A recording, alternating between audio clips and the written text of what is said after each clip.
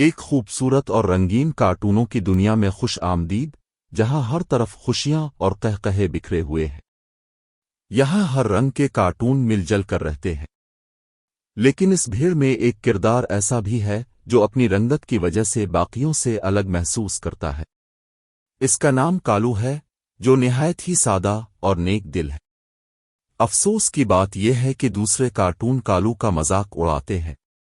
وہ اسے اپنے کھیلوں میں شامل نہیں کرتے کیونکہ وہ ان جیسا چمکدار اور رنگین نہیں ہے۔ پھر ایک دن اچانک شہر میں کھلبلی مچ گئی۔ بادشاہ کارٹون کا قیمتی سنہرا تاج ان کے شاہی کمرے سے غائب ہو گیا تھا۔ یہ پوری سلطنت کے لیے ایک بڑا بحران تھا۔ بادشاہ غصے میں آ گئے اور انہوں نے اعلان کیا کہ جب تک چور نہیں ملے گا، کسی کو چین سے بیٹھنے کی اجازت نہیں دی جائے گی۔ ہر طرف سپاہی پھیل گئے۔ معاملہ عدالت تک پہنچ گیا۔ ایک بہت بڑی اور عالیشان کارٹون عدالت سجائی گئی، جہاں تجربہ کار کارٹون جج اپنا فیصلہ سنانے کے لیے کرسی پر بیٹھے تھے۔ بغیر کسی ثبوت کے، تعصب کی بنیاد پر تمام کارٹونوں نے کالو کی طرف اشارہ کیا۔ انہوں نے کہا کہ یہ وجیب لگتا ہے، ضرور اسی نے تاج چرایا ہوگا۔ جج صاحب نے جب سب کے الزامات سنے تو کالو نے ہمت جمع کی اور بولا، جناب، مجھے اپنی بے گناہی ثابت کرنے کے لیے صرف ایک موقع دیا جائے۔ جج نے اسے اجازت دے دی۔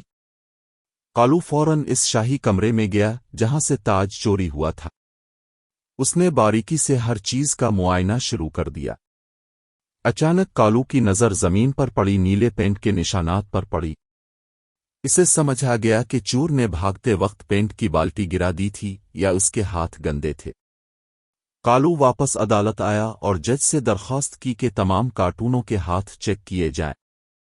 سب حیران تھے کہ یہ کالی رنگت والا کارٹون کیا ثابت کرنا چاہتا ہے۔ جب نیلے کارٹون کی باری آئی تو اس کے ہاتھوں پر وہی نیلا پینٹ لگا ہوا تھا جو تاج کے کمرے میں پایا گیا تھا۔ اس کا جھوٹ اور چوری پکڑی گئی۔ نیلے کارٹون نے روتے ہوئے اپنا جرم قبول کر لیا۔ اس نے اعتراف کیا کہ اس نے کالو کو بدنام کرنے اور خود امیر بننے کے لیے یہ سازش رچی تھی۔ جج نے اپنا ہتھوڑا مارا اور تاریخی فیصلہ سنایا، کبھی کسی کو اس کی شکل رنگ کی بنیاد پر مجرم نہ ٹھہرائیں، کیونکہ سچائی کا رنگ بے حد شفاف ہوتا ہے۔ تمام کارٹونوں نے باری باری کالو سے اپنی بدسلوکی پر معافی مانگی۔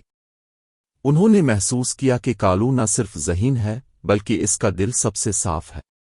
بادشاہ نے کالو کو سلطنت کا ہیرو قرار دیا اور اسے ایک اعزازی تمغہ پہنایا۔ اب وہ سب کے لیے ایک مثال بن چکا تھا جس پر سب کو فخر تھا۔ اس کہانی سے ہمیں یہ سبق ملتا ہے کہ اصل خوبصورتی انسان کے کردار اور اس کی سچائی میں چھپی ہوتی ہے، نہ کہ اس کی ظاہری شکل و صورت میں۔